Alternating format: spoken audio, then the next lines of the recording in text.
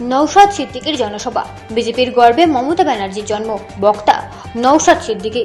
বসিরহাট উত্তরের আইএসএফ প্রার্থী মুছাকুড়ি মোল্লার সমর্থনে আজ বসিরহাট উত্তরের বেকি খেলার মাঠে নওশাদ সিদ্দিকীর জনসভা অনুষ্ঠিত হয়। জনসভায় বক্তব্য দিতে উঠে নওশাদ সিদ্দিকী তৃণমূল এবং বিজেপিকে নিশানা করেন। তিনি বলেন, বিজেপির গর্বে মমতা ব্যানার্জির জন্ম হয়েছে। আপনারা ভাবছেন তৃণমূলকে দিয়ে বিজেপিকে দাঁড়াবেন, সেটা কোনোদিনই সম্ভব নয়। তার কারণ, এই রাজ্যে বিজেপিকে এনেছে তৃণমূল, আবার তৃণমূলকে তৈরি করেছে বিজেপি। সেই কারণে পরিবর্তন চাইতে গেলে তৃণমূল বিজেপিকে বয়কট করুন।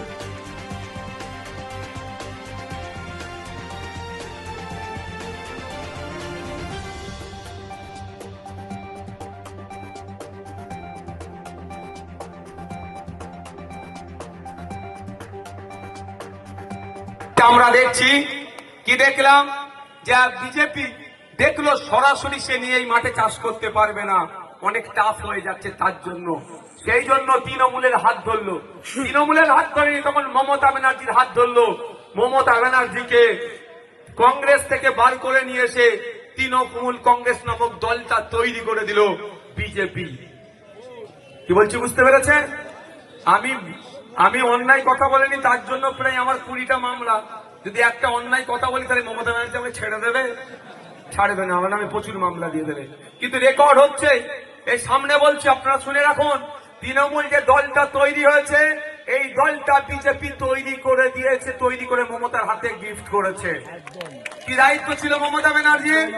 বিজেপির জন্য অনুকূল পরিবেশ তৈরি করা।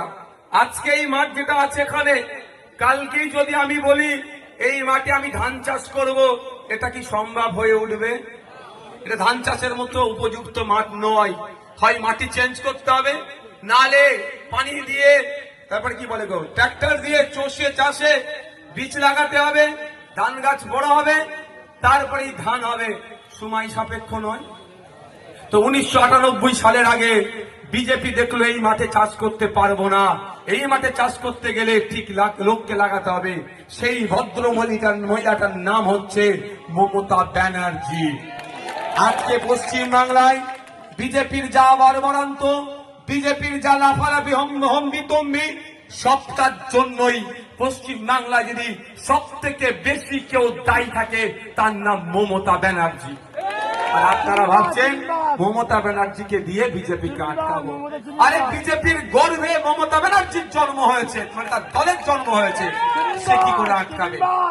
তাই আপনাদের বলবো, যদি চান বিজেপির এই লম্পঝম্প বন্ধ করতে হবে, যদি চান বিজেপির এই হই হই বন্ধ করতে হবে, যদি চান শুভেন্দু অধিকারীর মুখে লিকোপ্লাস লাগাতে হবে, তথার মুখকে বন্ধ করতে হবে, যদি চান আপনারা বিজেপির এই অন্যায় সাম্প্রদায়িক শক্তিকে বাংলা থেকে বিতাড়িত করতে হবে, তাহলে আপনাদের বলবো চলুন ফিরে যাই 2011 সালের আগের ইতিহাস। প্রার্থীকে দাঁড়াতে দেন বাবু, একটু প্রার্থীকে দাঁড়াতে দেন, এখানে প্রার্থীরা থাকুন। হ্যাঁ, একটু দাঁড়ান বাবু।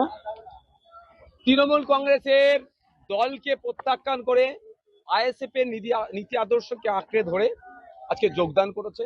এরা কথা দিয়েছে বিগত পঞ্চায়েত বিভিন্ন নির্বাচনে এদেরকে শুধু খারাপ কাজে ব্যবহার করা হয়, ডেভেলপমেন্টের নামে এদেরকে শুধু বলি দেওয়া হয়। তাই আমরা আইএসএফ এর আদর্শকে পছন্দ করেছি, আইএসএফ এর পরিবারের স্বাগত হয়েছে। সাপ্লিমেন্টারি তালিকা প্রকাশের পর থেকে বসিরহাটের একাধিক জায়গায় আগুন জ্বালিয়ে বিক্ষোভ দেখানো হচ্ছে, কি বলবো? স্বাভাবিক ব্যাপার, প্রোটেস্ট করাটা স্বাভাবিক ব্যাপার, আমাদের ডেমোক্রেটিক রাইট।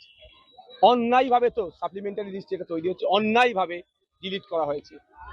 পিতার 2002 এর ভোটার এসআইআর লিস্ট দিয়ে পুত্র কন্যা পাস হয়ে গেল, অর্থাৎ বৈধ ভোটার হলো, সেই পিতাই আবার অবৈধ থেকে গেল বা ডিলিট হয়ে গেল। এটা নাটক হচ্ছে। নির্বাচন কমিশনকে ইনশিওর করতে হবে। আমরা সুপ্রিম কোর্টে মামলা করেছি, কিন্তু পশ্চিমবাংলা সরকার এখনো পর্যন্ত সুপ্রিম কোর্টে মামলা করেনি। পশ্চিমবাংলা সরকার কি চাইছে? এই নির্বাচনকে সে বাইনারি পলিটিক্স করতে চাইছে। নির্বাচন কমিশন যদি এখনো সজাগ না হয়, তাহলে কিন্তু আগামী দিনে বৃহত্তর আন্দোলন হবে গণতান্ত্রিক পক্ষে। দাদা, আপনি আপনার বক্তব্যে বললেন যে তৃণমূল দলটি তৈরি করেছে বিজেপির গর্ভে মমতা বন্দ্যোপাধ্যায়ের জন্ম। কি বোঝাতে চাইলেন বলুন তো? তৃণমূল কংগ্রেসের জন্ম হচ্ছে বিজেপির গর্ভে। আমার কথা নয় এটা, আমার কথা এটা নয়। এ কথাটা কদিন আগে শিলমোহর দিয়েছে বিজেপি রাজ্য সম্পাদক শ্রমিক ভট্টাচার্য মহাশয়, যে লেবার রুমে যদি ওনাদের বর্ষিয়ার নেতারা না থাকতো, তাহলে তৃণমূল নামক দলটা হতোই না।